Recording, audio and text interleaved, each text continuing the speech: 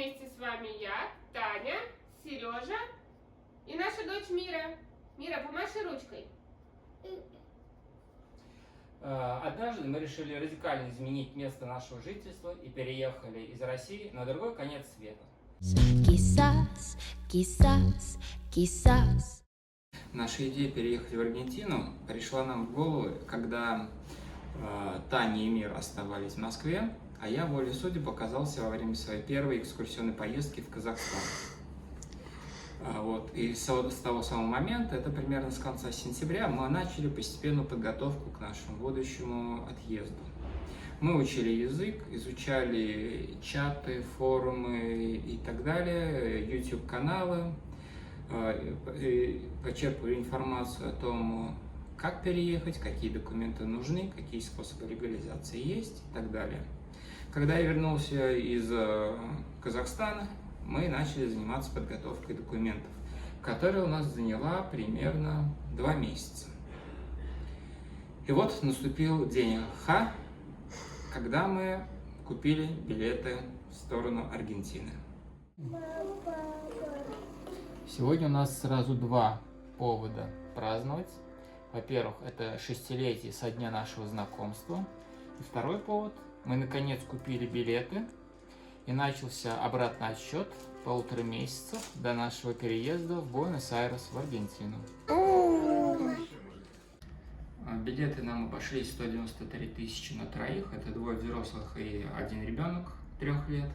Покупаем билеты эфиопскими авиалиниями непосредственно на их сайте.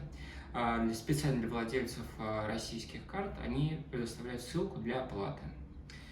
И примерно недели 2 до вылета мы купили обратные билеты, чтобы не рисковать. Билеты мы покупали у турецких авиалиний на сайте Tinkoff Travel на кредитку тиньковскую. И буквально дня через 2 после того, как мы прилетели в Буэнос-Айрес, мы оформили возврат. И потеряли на этом примерно 3000 рублей из 268 тысяч. Мы специально покупали билеты flexible, то есть подлежащие полному возврату, без штрафов. А потом были 1,5 месяца мучительного ожидания, смотрения всех новостей, ожидания новой волны мобилизации. И наконец-таки наступило 23 февраля, когда у нас был вылет. Мы заранее заказали такси, потому что мы знали, что наши почти 160 килограмм не влезут в обычное такси, и отправились в аэропорт.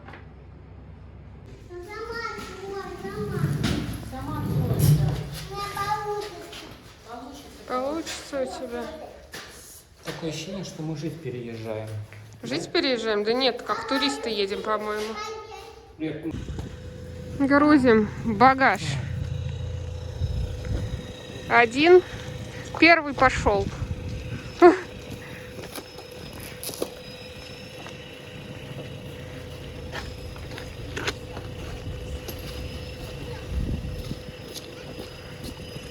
Тоже тяжеленькие. Больше 120 килограммов уезжает из России.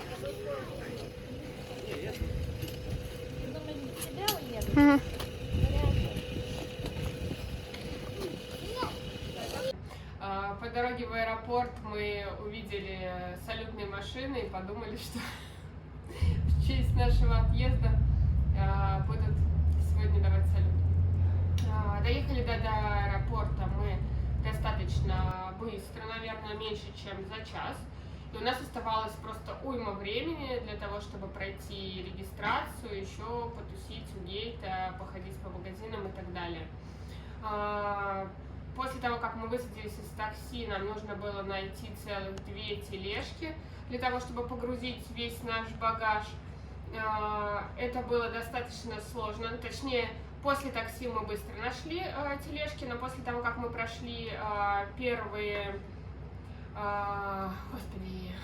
Служба безопасности. Первую службу безопасности, нам пришлось постараться и поискать, наверное, минут 15 мы по аэропорту бегали, искали эти тележки.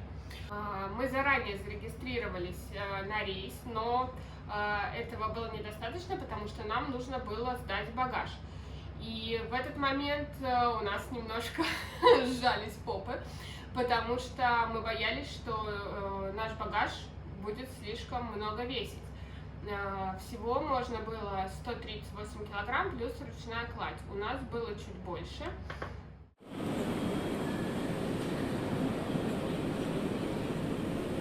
Сейчас будем проходить наш первый квест. Сдадим ли мы багаж в таком количестве.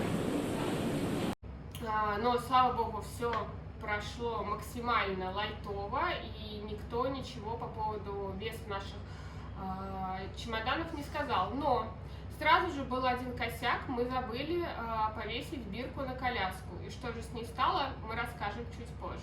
Прохождение таможенного и пограничного контроля у нас тоже практически не составило проблем. Я с Мирой шла первая. Что у нас спросили, это куда мы летим, на какое время и в качестве кого. Ну и в общем-то вроде бы У Миры спросили, знает ли куда. спросили, знает ли, куда она летит. Она сказала, что в Аргентину, но, видимо, таможенник не разобрал ее слов и сказал: ты на самолетике летишь? Ну давай. После нас проходил Сережа, и у него не спросили вообще ничего. Поэтому этот пункт мы тоже достаточно быстро прошли и поставили галочку.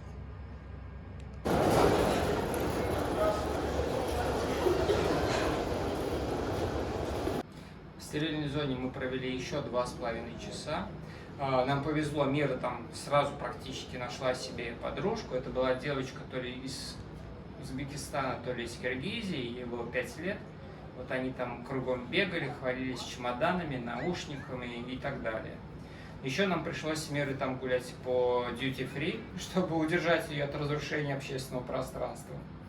Вот. И спустя 2,5 часа мы сели в самолет.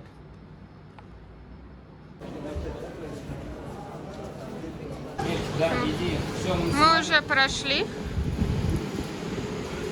контроль на гейте и идем в самолет. Вот он, наша большая птица. Ой, Миру чуть ли не придавили.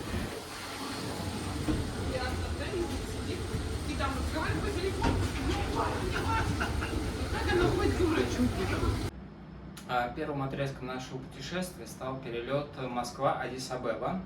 Это оказались самые сложные 6413 километров нашего пути. Во-первых, они пришлись на ночь. Во-вторых, у Миры практически еще не было на борту друзей. Поэтому она носилась всю ночь по салону самолета и будила других.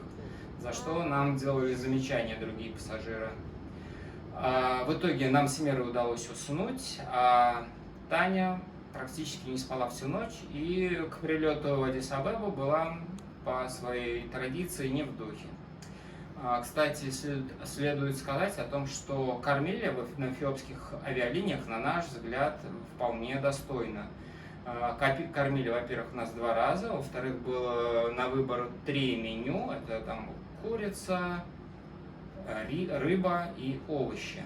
Ну и, конечно же, был в доступе алкоголь в виде вина и пива, и коктейли на основе виски. Подлетали мы к Аддис-Абебе, было еще темно. Когда подали трап, солнце уже начало всходить над горами, и получался очень-очень красивый рассвет. В аэропорту Аддис-Абебы Мира уже познакомилась с 2 русскими девочками, которые также летели в Буэнос-Айрес, и протусила в основном с ними. Мне пришлось решать задачу обмена долларов на более мелкие купюры. Мы обошли еще с одним папой, скажем так, несколько duty-free, несколько кафе, и везде мне отказывали, никто не хотел связываться с разменом. Вот. В итоге удалось купить шоколадку за $4 и получить нужную мне долларовую мелочь. В аэропорту Аддис-Абеба мы ждали смену борта. Мы продолжили полет также эфиопскими авиалиниями. Но благодаря тому, что мы летели одной и той же авиакомпанией, нам не пришлось таскать весь наш груз на себе. Все это взяла на себя авиакомпания. Также практически наполовину, если не больше, сменился состав пассажиров в самолете. В Аддис-Абебе уже подсело много аргентинцев, бразильцев и других иностранцев. А большинство россиян летело, как я понял, на Сейшелы, и они вышли именно в Аддис-Абебе на другие рейсы. Дальше нас ждала вторая часть нашей поездки. Она составляла 16 часов. Из них 11,5 часов мы летели до Сан-Паулу. В Сан-Паулу была заправка около часа примерно. И 3 часа дальше от Сан-Паулу до Буэнос-Айреса. Вторая часть полета лично мне понравилась намного больше, потому что там я уже смогла нормально поспать. Мира поспала, Сережа тоже подремал. Кормили там точно так же до отвала, и было все очень вкусно. Мира там познакомилась уже с аргентинской девочкой и очень много времени провела с ней. Несмотря на языковой барьер, они замечательно находили общий язык. Также за этот полет я успела посмотреть 2 фильма, точнее 1 мультфильм на испанском, даже не на испанском, а прямо на кастельано, и 1 фильм на английском языке.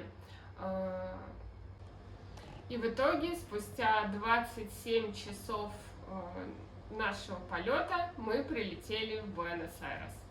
Мир, расскажи, куда ты прилетела? В Аргентину.